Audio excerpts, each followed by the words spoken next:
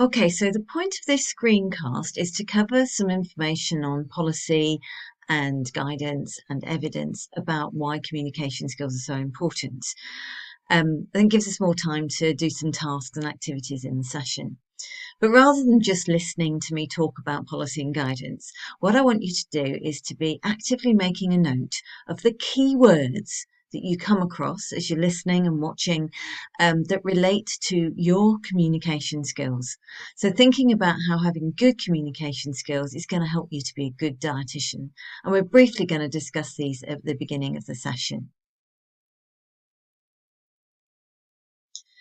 So let's have a little bit of look at policy and guidance for healthcare, and this is particularly UK based. So communication seen as central to successful caring relationships and to effective team working. So that's really important. It's not just about our patients or service users, it's also about the people that we work alongside. Listening is seen as important as what we say and do, and essential for no decision about me without me, which comes from previous NHS policy, which was trying to give more control to patients. So we're not telling them what to do, we're involving them in decision making. And communication is seen as key to a good functioning workplace with benefit for those in our care and also for us ourselves. And this comes from the document called Compassion in Practice. If we now look at NICE guidance from 2012, which was for adult services, it's saying that we need to know our patients as individuals. So it's not just another patient who requires nutrition support. It is a person who is an individual and whose individual needs we need to take into account. So we're told to treat patients with respect, kindness, dignity, compassion, understanding, courtesy, and honesty. And also to adopt an individualised approach to healthcare services, tailoring that to the patient's needs and circumstances. So we have to spend time getting to know them as an individual in order to be able to do this.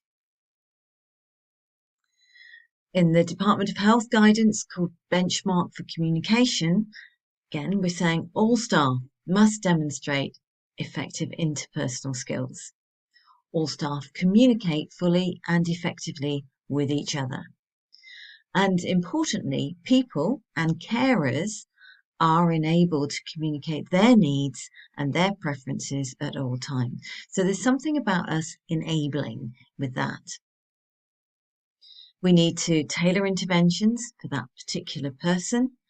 We need to make sure that as practitioners, we're all trained to adopt a person-centered approach, and you'll see more about that later. So when we're assessing people, when we're planning, developing an intervention for them, it's person-centered, it's involving them. So we need to be able to communicate effectively, and how we give people information.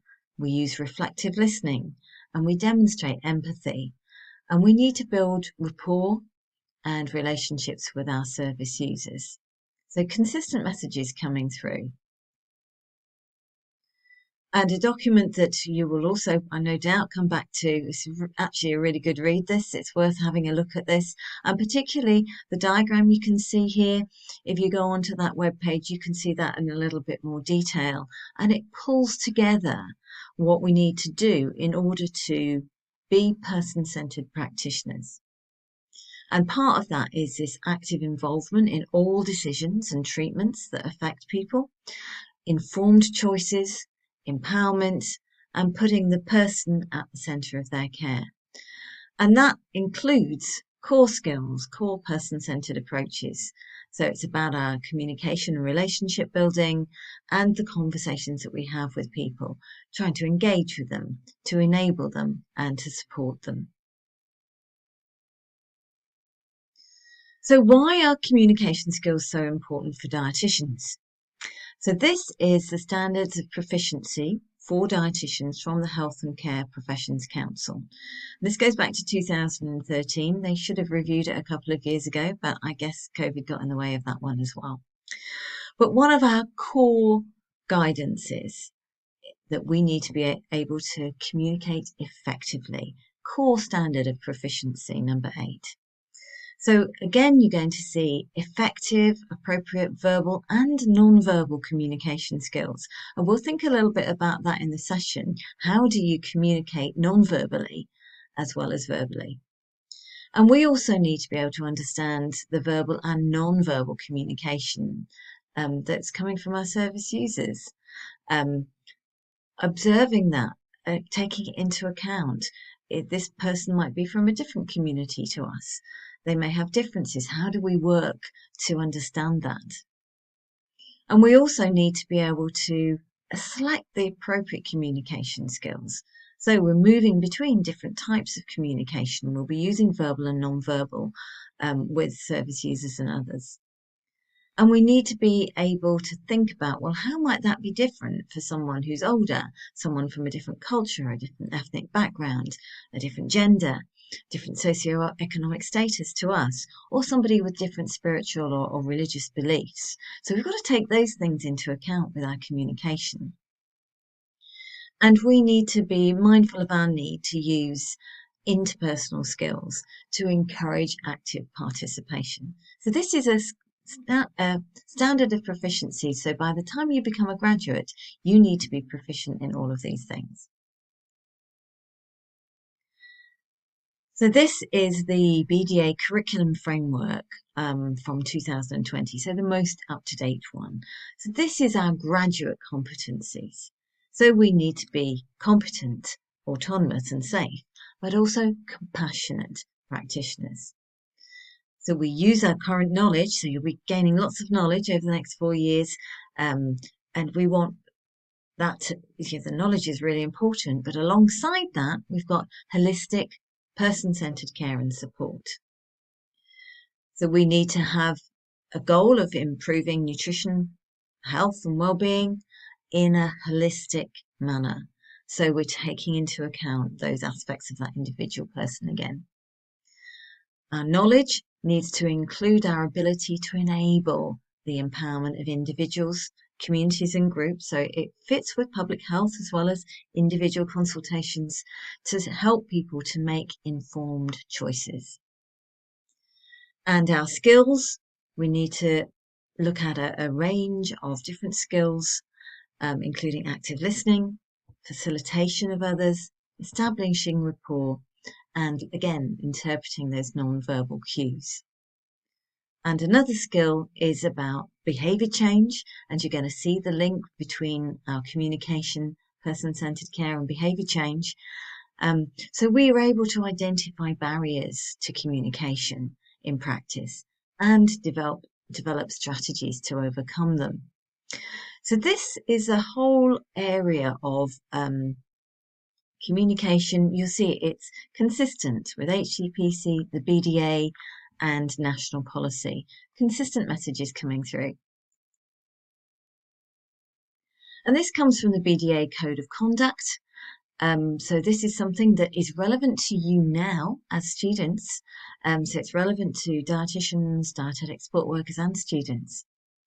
And this is an obligation.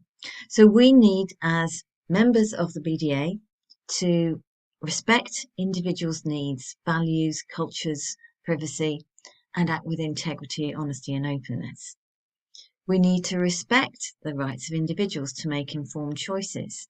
So we need to be providing the information in a way that's accessible to that person, but also respecting their right to say no or to choose something different, which is quite a big learning curve when we're learning and training. We need to treat service users and colleagues with compassion, empathy, fairness, honesty, courtesy, respect, and in good faith. And I think this is a really important message because occasionally in practice I've seen people who are absolutely brilliant with patients, but not so good with their colleagues and other staff. So we need to be good at both. And particularly in the difficult situation that the NHS is in at the moment, where people are struggling, they are under huge pressure, that compassion and empathy and respect is still relevant, particularly relevant with our colleagues as much as with service users. So that communication, appropriate, effective, with everyone that we come across in our working life. And that, I'm sure, will affect personal life as well. So this is, I say, our code of conduct, and it is a requirement. You are obliged to learn this. So it's not an optional extra.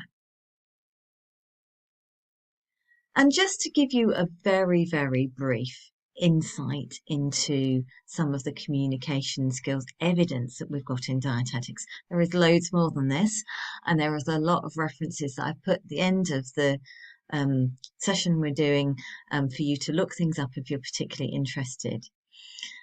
Patients' views. So there's been some very good research done on patients' views, and most of it's qualitative research where patients have been interviewed. And there's also a more recent one by Sladen et al. It's an Australian dietitian who's been doing some work on patient-centred care. But their views are really clear and very consistent about what patients want.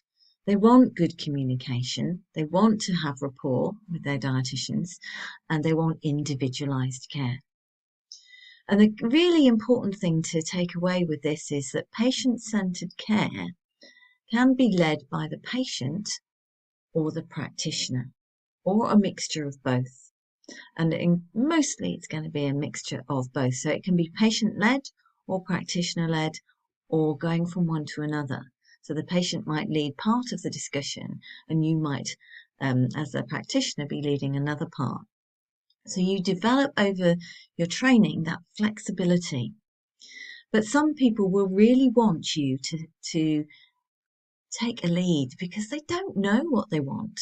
So it's about offering them that lead back if they want it, but if they don't, being flexible. So just be aware that it's not going to be the same with everybody, and you're going to develop that flexibility to work with what your service user wants. The other part of the research in dietetics, which is also really interesting, is that when communication skills are not good, there is an impact.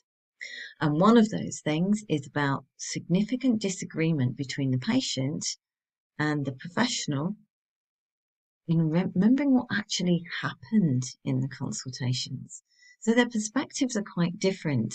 And that's quite concerning, because if you set up goals with your patient and you think they're going away to do something and they think they're going away to do something else, your clinical outcomes are going to be really different. And that's important, because we are about not just being nice to people, but having really good clinical outcomes for our patients. So the communication and the demonstration of empathy in particular is really important. And if we don't build rapport, we don't demonstrate empathy, patients don't tell us how they feel. They don't tell us what's really mattering, what really matters to them. And therefore, we have not got that full understanding in order to give individualised advice. So demonstrating empathy, building rapport, really important. If we don't do it, patients are a lot less satisfied with our service. And we need to think what the impact of that is as they go away and talk to other people about the time that they've spent with us. So that's a very brief overview of policy guidance and a little bit of the evidence base. We are going to have that discussion about what the key things are that you think you picked up through this presentation when we start our session. I'll speak to you soon.